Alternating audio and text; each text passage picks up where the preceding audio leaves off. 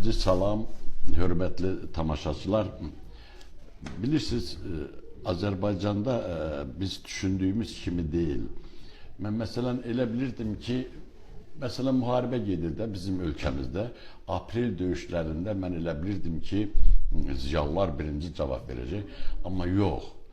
Mən o cəmaatı, bizim xalqımızı, ziyalısını demirəm. Onlar birinci, hamıdan qabağa düşdülər və onlar hamısı müharibə getməyə istədilər.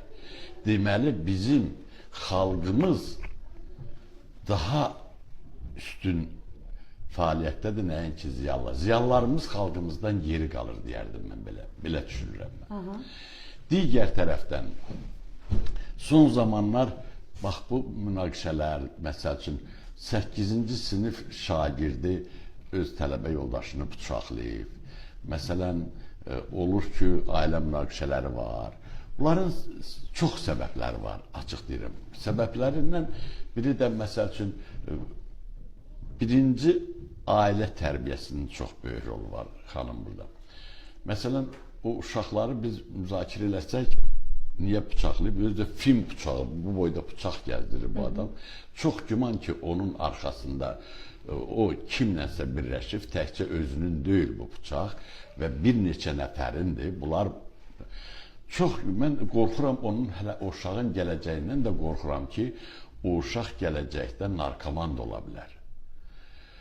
Bilirsiniz, son zamanlar deyəndə hər millətdə var bunlar, elə bilmir təkcə bizim, hər dövlətdə var, bilmir bizcə bizdədir, hər yerdə ola bilən şeydir. Bu münaqişələrin çoxunun səbəbi kasıbçılıqdır. Pul çatmamazlığıdır ailədə. Eləsi də var ki, nə bilim, qadınla kişi arasında münaqişələr var, boşanmalar var. Bunlar tamam bambaşqa şeylərdir. Onlar çoxu ailədə deməli, maddi cəhəti çatmamazlığı, mənəviyyətin pozulmasına səbəb olur, xanım. Yəni, maddi cəhət əvvəllər də yox idi də, Rəşid müəllim. Deyək ki, 41-45-ci illərdə insanlar bir qarnı aç, bir qarnı tox yaşayırdılar. Ya ondan sonraki 50-ci illərdə də. Sanki indi hər şey var, ərzaq da bolluğu da var.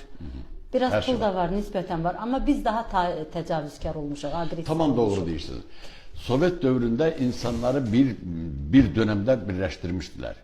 İnsanlar heç bir dövləti görmürdü, heç bir xarici alimin əlaqəsi yox idi, belə kompüter sistemi yox idi, bunlar heçası yox idi. Xaricdə nə baş verir insanlar bilmirdilər, elə burada nə var onu görürdülər. Ona görə də o dövrdə hamı bir qınaq var idi, İctimai qınaq var idi. Qınaqdan qorxardılar, utanardılar, çəkinərdilər, bir dövlətçilik vardı, dövlətdən qorxurdular, polisdən qorxurdular.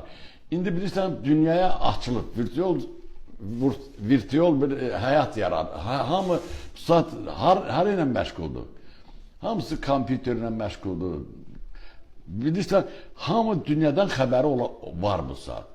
Ona görə də görür ki, dünyada bu baş verir, bizdə bu yoxdur. Niyə yoxdur? Başlayırlar nəticədə o yoxun dalınca.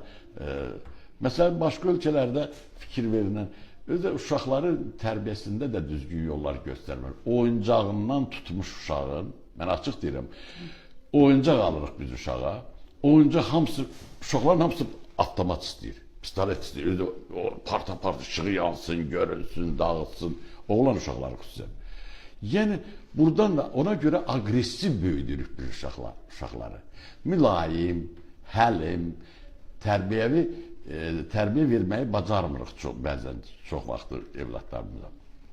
Siz düz deyirsiniz, indi insanların maddi cəhətdən də vəziyyəti əvvəlkindən qat-qat yaxşı idi. Amma indi, bilirsiniz, tamam dünya dəyişib. Dəyişib, özü də insanların qidası da dəyişib indi. Mən açıq deyirəm, yediyimiz qidalardan da çox şeylər var. Məsələn, bizə yeni dəyişilmiş qidalar gəlir. Düzdür, bizim dövlətimiz sağ olsunlar. Mən neçə dəfə televizorda bu barədə çıxış elədim və yeni dəyişilmiş toxumların bizim ölkəmizə gəlməsinin qarşısını alsınlar. Və bu barədə sərəncamı da var prezidentin. Amma yenə də görürsən ki, yeni dəyişilmiş meyvələr, yeni dəyişilmiş qidalar Azərbaycana gəlir. Təbii ki, bizim